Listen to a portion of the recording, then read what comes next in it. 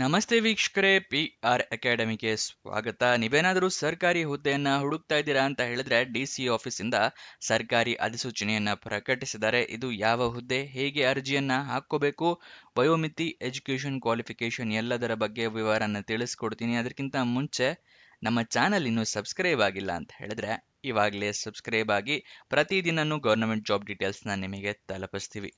ಇವಾಗ ವಿಡಿಯೋನ ಶುರು ಮಾಡೋಣ. DC ಆಫೀಸ್ ಅಂತ ಹೇಳಿದ್ರೆ ಡೆಪ್ಯೂಟಿ ಕಮಿಷನರ್ ಆಫೀಸ್, ಇವರು ಹುದ್ದೆಗಳಿಗೆ ಅರ್ಜಿಯನ್ನ ಕರೆದಿದ್ದಾರೆ. ಸಿವಿಲ್ ಸರ್ವೆಂಟ್ ಹುದ್ದೆಗಳು ಖಾಲಿ ಇದೆ. ಟೋಟಲ್ 46 ಹುದ್ದೆ ಖಾಲಿ ಇದೆ. ಉದ್ಯೋಗ ಸ್ಥಳ ಮೈಸೂರು, ಕರ್ನಾಟಕ. ಸ್ಯಾಲ್ರಿ ಎಷ್ಟು ಅಂತ ಹೇಳಿ ಅವರು ನೋಟಿಫಿಕೇಶನ್ ಅಲ್ಲಿ ಕೊಟ್ಟಿರೋದಿಲ್ಲ. ನೀವು ಕೂಡ ಒಂದ್ಸಲ ನೋಟಿಫಿಕೇಶನ್ ಓದ್ಕೊಳ್ಳಿ, ನಿಮಗೂ ಕೂಡ ಡೀಟೇಲ್ಸ್ ಗೊತ್ತಾಗುತ್ತೆ. ನೆಕ್ಸ್ಟ್ ಯಾವ್ಯಾವ ಪ್ಲೇಸ್ ನಲ್ಲಿ ಎಷ್ಟೆಷ್ಟು ಹುದ್ದೆ ಖಾಲಿ ಇದೆ ಅಂತ ಹೇಳಿ ತಿಳಿಸ್ಕೊಡ್ತಾ ಇದ್ದೀನಿ. ಇದು ಬೇರೆ ಬೇರೆ ಸಿಟಿ ಮುನ್ಸಿಪಲ್ ಆಫೀಸ್ ನಲ್ಲಿ ಖಾಲಿ ಇರುತ್ತೆ, ಅದನ್ನ ತಿಳಿಸ್ತಾ ಇದ್ದೀನಿ. ಮೊದಲನೇದಾಗಿ ನಂಜನಗೂಡು ಸಿಟಿ ಮುನ್ಸಿಪಲ್ ಕೌನ್ಸಿಲ್ನಲ್ಲಿ 4 ಹುದ್ದೆ ಖಾಲಿ ಇದೆ. ಹುಣಸೂರು ಸಿಟಿ ಮುನ್ಸಿಪಲ್ನಲ್ಲಿ 6 ಹುದ್ದೆ, ಹೂಟಗಳ್ಳಿಯಲ್ಲಿ 6 ಹುದ್ದೆ, KR ನಗರ್ ಟೌನ್ನಲ್ಲಿ 3 ಹುದ್ದೆ, ಪೆರಿಯಪಟ್ಟಣದಲ್ಲಿ 3 ಹುದ್ದೆ, HD ಕೋಟೆಯಲ್ಲಿ 3, ಟಿ ನರಸೀಪುರದಲ್ಲಿ 3, ಬನ್ನೂರಿನಲ್ಲಿ 3, ನೆಕ್ಸ್ಟ್ ಸರಗೂರಿನಲ್ಲಿ 3, ಕಡಕೋಳನಲ್ಲಿ 3, ರಾಮನಹಳ್ಳಿಯಲ್ಲಿ 3, ಶ್ರೀರಾಂಪುರದಲ್ಲಿ 3, ಬೋಗಡೆಯಲ್ಲಿ 3. ಇದು ಅಂದರೆ ಕೆಲವೊಂದು ಟೌನ್ ಪಂಚಾಯತ್ ಇದೆ, ಗೊತ್ತಾಯ್ತಲ್ವಾ? ಈ ಟೌನ್ ಪಂಚಾಯತ್ ಇದೆ, ಸಣ್ಣ ಹಳ್ಳಿಗಳಾಗಿದ್ರೆ ಮುನ್ಸಿಪಲ್ ಕೌನ್ಸಿಲಲ್ಲಿ ಕೆಲವೊಂದು ಖಾಲಿ ಇದೆ, ಗೊತ್ತಾಯ್ತಲ್ವಾ? ಇಲ್ಲಿ ಎಲ್ಲದೂ ಮೆನ್ಷನ್ ಇದೆ. ಇದರ ಲಿಂಕ್ ನಿಮಗೆ ಡಿಸ್ಕ್ರಿಪ್ಷನ್ ಕಮೆಂಟ್ ಬಾಕ್ಸ್ನಲ್ಲಿ ಕೊಟ್ಟಿದ್ವಿ. ಇದರ ಮೊದಲನೇ ಲಿಂಕನ್ನು ಕ್ಲಿಕ್ ಮಾಡಿ ಜಾಬ್ ಡೀಟೇಲ್ಸ್ನ ತಿಳ್ಕೊಬಹುದು. ನೀವು ಮೊದಲು ವಿಡಿಯೋನ ಸಂಪೂರ್ಣವಾಗಿ ನೋಡಿ ಎಲ್ಲ ಡೀಟೇಲ್ಸ್ ತಿಳ್ಕೊಳ್ಳೋದಕ್ಕೆ, ಗೊತ್ತಾಯ್ತಲ್ವಾ?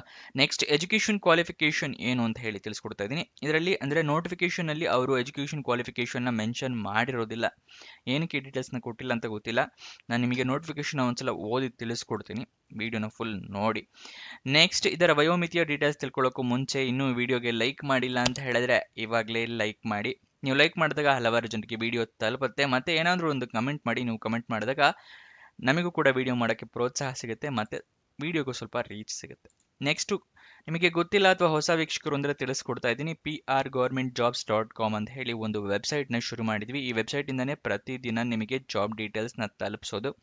PRGOVTJOBS.com ಅಂತ ಹೇಳಿ ಇದರ ಲಿಂಕು ಗೊತ್ತಾಯ್ತಲ್ವಾ? ಡಿಸ್ಕ್ರಿಪ್ಷನ್ ಕಮೆಂಟ್ ಬಾಕ್ಸ್ನಲ್ಲಿದೆ, ಮೊದಲನೇ ಲಿಂಕು. ಅಲ್ಲಿಂದ ಕ್ಲಿಕ್ ಮಾಡಿದ್ರೆ ಈ ರೀತಿ ಪೇಜ್ ಓಪನ್ ಆಗುತ್ತೆ. Karnataka government job, central government, 10th pass, 12th pass, degree jobs, ಹಲವಾರು ಜಾಬ್ಸ್ಗಳಿರುತ್ತೆ. ಇಲ್ಲಿ ಬಟನ್ಸ್ ಇದನ್ನ ಕ್ಲಿಕ್ ಮಾಡಿ ಜಾಬ್ ಡೀಟೇಲ್ಸ್ನ ತಿಳ್ಕೊಬೋದು. ಸ್ಕ್ರೋಲ್ ಡೌನ್ ಮಾಡಿದ್ರೆ ಅದೇ ಬಟನ್ಸ್ನ ಕನ್ನಡದಲ್ಲೂ ಕೂಡ ಕೊಟ್ಟಿದ್ದೀವಿ. ಮತ್ತೆ ಈ ಲಿಸ್ಟು ಕೂಡ ಕೊಟ್ಟಿದ್ದೀವಿ. ಕರ್ನಾಟಕ ಗೌರ್ಮೆಂಟ್ ಜಾಬ್ಸ್ನ ಲಿಸ್ಟ್ ಇದೆ, central government jobs list, 10th pass ಜಾಬ್ನ ಲಿಸ್ಟ್ ಇದೆ. ಇಲ್ಲಿಂದ ಕೂಡ ಕ್ಲಿಕ್ ಮಾಡ್ಬೋದು, ಎಲ್ಲಿಂದ ಬೇಕಾದ್ರೂ ಕ್ಲಿಕ್ ಮಾಡ್ಬೋದು. 2 ಬಟನ್ಸ್ ಇರುತ್ತೆ. ನೆಕ್ಸ್ಟು ಇದನ್ನೆಲ್ಲ ಸದುಪಯೋಗ ಪಡಿಸ್ಕೊಳ್ಳಿ ವೆಬ್ಸೈಟ್ನ. ಮತ್ತೆ ನೀವೇನಾದ್ರೂ ನಮ್ಮ ವಾಟ್ಸಪ್ ಟೆಲಿಗ್ರಾಮ್ ಚಾನಲ್ ಜಾಯ್ನ್ ಆಗಿಲ್ಲ ಅಂತ ಹೇಳಿದ್ರೆ ಇವಾಗಲೇ ಜಾಯ್ನ್ ಆಗಿ. ಇದರ ಲಿಂಕ್ ಕೂಡ ಡಿಸ್ಕ್ರಿಪ್ಷನಲ್ಲಿದೆ. ಮತ್ತೆ ಈ ವೆಬ್ಸೈಟ್ನಲ್ಲೂ ಕೂಡ ಈ ರೀತಿ ಬಟನ್ಸ್ ಇದೆಯಲ್ಲ, ಇಲ್ಲಿಂದ ಕೂಡ ಕ್ಲಿಕ್ ಮಾಡಿ ನೀವು ಜಾಯ್ನ್ ಆಗ್ಬೋದು. ಜಾಯ್ನ್ ಆದರೆ ನಿಮಗೆ ಪ್ರತಿದಿನ ಆಯಾ ದಿನ ಯಾವ್ಯಾವ ಜಾಬ್ ಡೀಟೇಲ್ಸ್ ಕೊನೆಗೊಳ್ತಾ ಇದೆ ಅದರ ಲಿಂಕ್ನ ಕೊಡ್ತೀವಿ.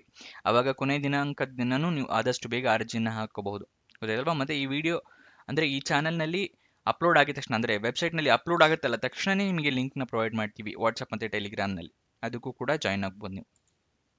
ಇವಾಗ ಜಾಬ್ ಡೀಟೇಲ್ಸ್ನ ಮುಂದುವರ್ಸೋಣ. ವಯೋಮಿತಿಯ ಡೀಟೇಲ್ಸ್ ಅಂತ ತಿಳ್ಕೊಳ್ಳೋದಾದ್ರೆ ಮಿನಿಮಮ್ 18 ವರ್ಷ ಆಗಿರಬೇಕು, ಮ್ಯಾಕ್ಸಿಮಮ್ 55 ವರ್ಷದವರೆಗೂ ತನಕನೂ ಅರ್ಜಿಯನ್ನು ಹಾಕಬಹುದು. 18ರಿಂದ 55 ವರ್ಷ ವಯೋಮಿತಿ ಆಗಿರುತ್ತೆ. ನೆಕ್ಸ್ಟ್ ಇದಕ್ಕೆ ವಯೋಮಿತಿಯ ಸಡಿಲಿಕೆಯನ್ನು ಕೊಟ್ಟಿರೋದಿಲ್ಲ. ಏನಕ್ಕೆ ಅಂತ ಹೇಳಿದ್ರೆ ಆಲ್ರೆಡಿ 55 ವರ್ಷ ತನಕ ವಯೋಮಿತಿ ಇಟ್ಟಿರೋದ್ರಿಂದ.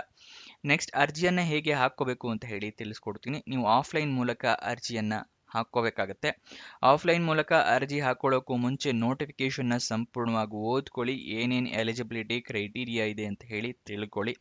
ಏನಕ್ಕೆ ಅಂದರೆ ಒಂದೇ ಒಂದು ಎಲಿಜಿಬಿಲಿಟಿ ಕ್ರೈಟೀರಿಯಾ ಮಿಸ್ ಮಾಡಿದ್ರೂ ಕೂಡ ನಿಮ್ಮ ಅಪ್ಲಿಕೇಶನ್ ರಿಜೆಕ್ಟ್ ಆಗೋ ಚಾನ್ಸಸ್ ಜಾಸ್ತಿ ಇರುತ್ತೆ.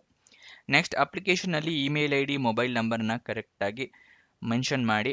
ಯಾಕಂದರೆ ನಿಮಗೆ ಏನಾದರೂ ಜಾಬ್ ಸಿಕ್ಕರೆ ಇಮೇಲ್ ಅಥವಾ SMS ಮುಖಾಂತರ ಅವರು ತಿಳಿಸ್ಕೊಡ್ತಾರೆ. ಯಾವ್ಯಾವ ಡಾಕ್ಯುಮೆಂಟ್ಸ್ ರೆಡಿ ಇಟ್ಕೋಬೇಕು ಅಂತ ಹೇಳಿದ್ರೆ ಮೊದಲನೇದಾಗಿ ID ಪ್ರೂಫ್ ಅಂದರೆ ಆಧಾರ್ ಕಾರ್ಡ್, ವೋಟರ್ ID ಅಥವಾ ಪಾನ್ ಕಾರ್ಡ್. ಎರಡನೇದಾಗಿ ಎಜುಕೇಷನ್ ಕ್ವಾಲಿಫಿಕೇಷನ್ಗೆ ಮಾರ್ಕ್ಸ್ ಕಾರ್ಡು, ಸರ್ಟಿಫಿಕೇಟ್ಸು ಎಲ್ಲ ಇಟ್ಕೊಂಡಿರಿ.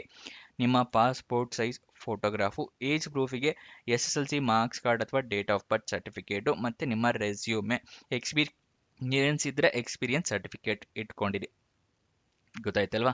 ಆಮೇಲೆ ಅಪ್ಲಿಕೇಶನಲ್ಲಿ ಎಲ್ಲ ಡೀಟೇಲ್ಸ್ ಕರೆಕ್ಟ್ ಆಗಿದೆಯಾ ಅಂತ ಹೇಳಿ ಚೆಕ್ ಮಾಡ್ಕೊಳ್ಳಿ ಒಂದ್ಸಲ. ಫಿಲಪ್ ಮಾಡಿದ ಮೇಲೆ ಅದಾದ ನಂತರನೇ ಅಪ್ಲಿಕೇಶನ್ನ ಕಳಿಸ್ಕೊಡ್ಬೇಕು. ಎಲ್ಲಿಗೆ ಕಳಿಸ್ಕೊಡ್ಬೇಕು ಅಂತ ತಿಳಿಸ್ಕೊಡ್ತೀನಿ. ಗೊತ್ತಾಯ್ತಲ್ವಾ? ನೆಕ್ಸ್ಟ್ ಎಲ್ಲ ಡಾಕ್ಯುಮೆಂಟ್ಸು 2 ಸೆಟ್ ಜೆರಾಕ್ಸ್ ಕಾಪಿ ಇಟ್ಕೊಂಡಿರಿ. ಓಕೆನಾ? ಇವಾಗ ಯಾವ ಅಡ್ರೆಸ್ಗೆ ಅರ್ಜಿಯನ್ನು ತಲುಪಿಸಬೇಕು ಅಂತ ಹೇಳಿ ತಿಳಿಸ್ಕೊಡ್ತಾ ಇದ್ದೀನಿ. Concerned urban local bodies of Mysuru district and district development council, Mysuru district. ಇಲ್ಲಿಗೆ ನೀವು ಅರ್ಜಿಯನ್ನು ತಲುಪಿಸಬೇಕಾಗುತ್ತೆ. ಅಪ್ಲಿಕೇಶನ್ ಓಪನ್ ಆಗಿದ್ದ ದಿನಾಂಕ 15 ನವೆಂಬರು, ಕೊನೆಯ ದಿನಾಂಕ 30 ಡಿಸೆಂಬರ್ 2025. ಇವಾಗ ನೋಟಿಫಿಕೇಶನ್ನ ಡೌನ್ಲೋಡ್ ಮಾಡೋದು ತಿಳಿಸ್ಕೊಡ್ತಾ ಇದ್ದೀನಿ. ಡಿಸ್ಕ್ರಿಪ್ಷನ್ ಮತ್ತು ಕಮೆಂಟ್ ಬಾಕ್ಸ್ನಲ್ಲಿ 2ನೇ ಲಿಂಕನ್ನು ಕ್ಲಿಕ್ ಮಾಡಿದ್ರೆ ಈ DC office jobs details open ಆಗುತ್ತೆ. ಇಲ್ಲಿ ಸ್ಕ್ರೋಲ್ ಡೌನ್ ಮಾಡಿ ಫುಲ್ಲು ಕೆಳಗಡೆ ಬನ್ನಿ. ಅಫಿಷಿಯಲ್ ನೋಟಿಫಿಕೇಶನ್ PDF ಅಂತ ಇದೆಯಲ್ಲ, ಅದರ ಪಕ್ಕದಲ್ಲೇ ಕ್ಲಿಕ್ ಹಿಯರ್ ಅನ್ನೋದನ್ನು ಕ್ಲಿಕ್ ಮಾಡಿ ನಿಮಗೆ ನೋಟಿಫಿಕೇಶನ್ ಓಪನ್ ಆಗುತ್ತೆ. ಜಿಲ್ಲಾ ನಗರಾಭಿವೃದ್ಧಿ ಕೋಶ, ಜಿಲ್ಲಾಧಿಕಾರಿಗಳ ಕಾರ್ಯಾಲಯ, ಮೈಸೂರು ಜಿಲ್ಲೆ, ಮೈಸೂರು. ಇವರು ಹುದ್ದೆಗಳಿಗೆ ಅರ್ಜಿಯನ್ನು ಕರೆದಿರೋದು. ಇಲ್ಲಿ ಮೊಬೈಲ್ ನಂಬರ್ ಕೊಟ್ಟಿದ್ದಾರೆ, ಇಮೇಲ್ ID ಕೂಡ ಇದೆ. ನಿಮಗೇನೋ ಡೌಟ್ ಇದ್ದರೆ ಈ ಮೊಬೈಲ್ ಇದೆ, ಈ ನಂಬರ್ಗೆ ಕಾಲ್ ಮಾಡಿ ನೀವು ಡೀಟೇಲ್ಸ್ನ ತಿಳ್ಕೊಬಹುದು. ಇಲ್ಲಿ ಕೊಟ್ಟಿಯ ನೋಡಿ. ಮೈಸೂರು ಜಿಲ್ಲೆಯ ನಗರಸಭೆ, ಪುರಸಭೆ ಮತ್ತು ಪಟ್ಟಣ ಪಂಚಾಯಿತಿಗಳಲ್ಲಿ ಖಾಲಿ ಇರುವ ಪೌರ ಕಾರ್ಮಿಕರು ಅಂದರೆ ಸಿವಿಲ್ ಸರ್ವೆಂಟ್ಸ್ ಹುದ್ದೆಗಳಿಗೆ ವಿಶೇಷ ನೇರ ನೇಮಕಾತಿಯನ್ನು ಮೂಲಕ ಭರ್ತಿ ಮಾಡಲು ಮೈಸೂರು ಜಿಲ್ಲೆಯ ಈ ಕೆಳಕಂಡ ನಗರ ಸ್ಥಳೀಯ ಸಂಸ್ಥೆಗಳಲ್ಲಿ ನೇರ ನೇಮಕಾತಿ ಅಡಿಯಲ್ಲಿ ಖಾಲಿ ಇರುವ ಪೌರ ಕಾರ್ಮಿಕರ ಹುದ್ದೆಗಳಿಗೆ ನೇಮಕಾತಿ ಮಾಡಲು ನಗರ ಸ್ಥಳೀಯ ಸಂಸ್ಥೆಗಳು ಕಾರ್ಯನಿರ್ವಹಿಸುತ್ತಿರುವ ನೇರ ಪಾವತಿ, ಕ್ಷೇಮಾಭಿವೃದ್ಧಿ, ಪೌರ ಕಾರ್ಮಿಕ ಅಥವಾ ದಿನಗೂಲಿ ಅಥವಾ ಗುತ್ತಿಗೆ ಅಥವಾ ಸಮಾನ ಕೆಲಸ ಸಮಾನ ವೇತನ ಅಥವಾ ಹೊರಗುತ್ತಿಗೆ ಆಧಾರ ಅಥವಾ ಲೋಡರ್ಸ್ ಅಥವಾ ಕ್ಲೀನರ್ ಈ ಹುದ್ದೆಗಳಿಗೆ ಕರೆದಿದ್ದಾರೆ. 18 ರಿಂದ 55 ವರ್ಷ ವಯೋಮಿತಿ ಆಧಾರದಲ್ಲಿ 2017ರ ಪೂರ್ವದಲ್ಲಿ ನೇಮಕಾತಿ ಹೊಂದಿ ಪ್ರಸ್ತುತ ನೇರ ಪಾವತಿಯಡಿಯಲ್ಲಿ ಕರ್ತವ್ಯ ನಿರ್ವಹಿಸುತ್ತಿರುವ ಪೌರ ಕಾರ್ಮಿಕರಿಗೆ ಅರ್ಜಿಯನ್ನು ಆಯಾ ನಗರ ಸ್ಥಳೀಯ ಸಂಸ್ಥೆಗಳಲ್ಲಿ ಪಡೆದು, ಅಂದರೆ ಕೆಲವೊಂದು ಸಂಸ್ಥೆಗಳಿರುತ್ತೆ, ನಾನು ತಿಳಿಸ್ಕೊಟ್ನಲ್ಲ, ಆಯಾ ಆಫೀಸ್ಗಳಲ್ಲೂ ನೀವು ಅರ್ಜಿಯನ್ನು ಪಡ್ಕೋಬಹುದು. ಮತ್ತು ಈ ನಂಬರಿಗೆ ಕಾಲ್ ಮಾಡಿ ಕೂಡ ಕೇಳ್ಕೊಳ್ಳಿ, ಡೀಟೇಲ್ಸ್ನ ಪಡ್ಕೋಬಹುದು ನೀವು. ಆಯಾ ಸಂಸ್ಥೆಗಳಲ್ಲಿ ದಾಖಲಾತಿಯೊಂದಿಗೆ ಈ ಕೆಳಕಂಡಂತೆ ದಿನಾಂಕದೊಳಗೆ ಆಯಾ ನಗರ ಸ್ಥಳೀಯ ಸಂಸ್ಥೆಗಳಲ್ಲಿ ಅರ್ಜಿಯನ್ನು ಸಲ್ಲಿಸತಕ್ಕದ್ದು.